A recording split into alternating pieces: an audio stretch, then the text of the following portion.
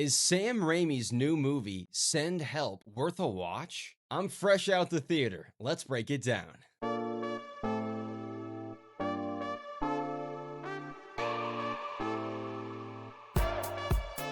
Alright, and welcome to the latest episode of What's Happening with me, Casey Foreman. Send Help, starring a crazy-looking Rachel McAdams and Dylan O'Brien seemingly doing his best Kendall Roy impression. This is Sam Raimi's first R-rated feature in over 25 years. And it is a total Raimi movie. From the gore and blood to the camera shots and the transitions. You could tell he was having a lot of fun in that director chair. I enjoyed Send Help a lot, but maybe not as much as critics giving it a 90% on Rotten Tomatoes. But it is something I'm recommending to casual moviegoers for 3 reasons. Number 1. The original and entertaining story. Rachel McAdams as this underdog character at first, who you feel bad for and want to root for, against Dylan O'Brien, who's this undeserving CEO with absolutely no likable qualities. They're on the way to some international business meeting when their plane crashes, leaving only the two of them alive, alone on a deserted island.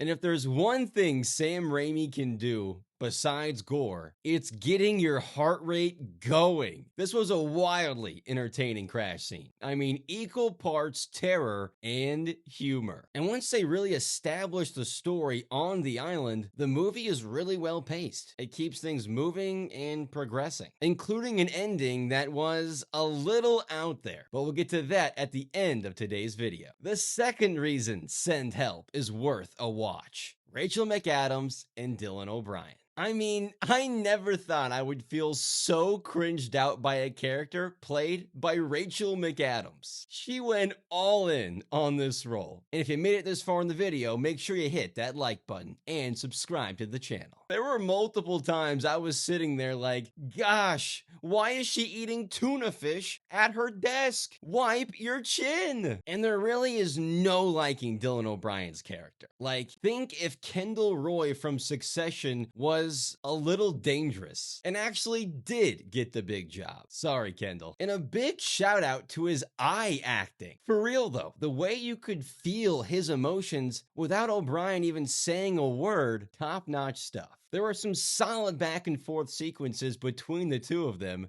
both physically and in dialogue. One person is trying to leave the island while the other wouldn't mind staying. And the last reason this movie is worth going to see, before we break down that ending, the Raimi effect. The gore, the blood, the transitions, the jump scares. I've been a huge fan of Sam Raimi since he blessed us with those Tobey Maguire Spider-Man films. He has always been a lover of horror, and this just felt like a culmination of everything we've seen him do over the years. There are even a couple of nods to those Spidey movies, but only hardcore Raimi fans would notice. So yes, between the story, performances, and the Raimi effect, I'm rating Send Help a solid 3.5 out of 5. Overall, this is a movie I am recommending to casual moviegoers, but it isn't a must-watch, run to the theater right now sort of thing. Now we gotta talk about that ending. Spoilers ahead.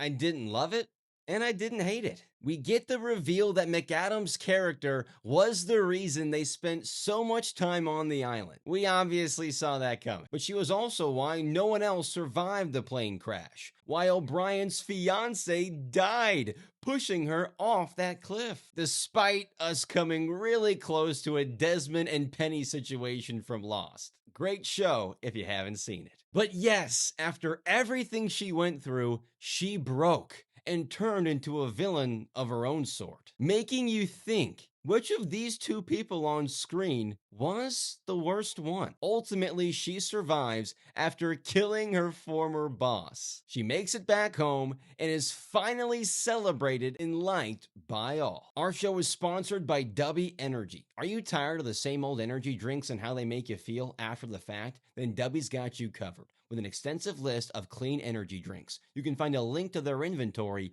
in the description of today's video. go be better and get energized with Tubby, being called the miraculous survivor of a plane crash. But get in the comments and let me know what you think about this ending and this movie as a whole. Did you enjoy it, or would you have liked to see something different? Share your opinion below. That's going to do it for this episode of What's Happening with me, Casey Foreman. Thanks for tuning in. We'll see you next time.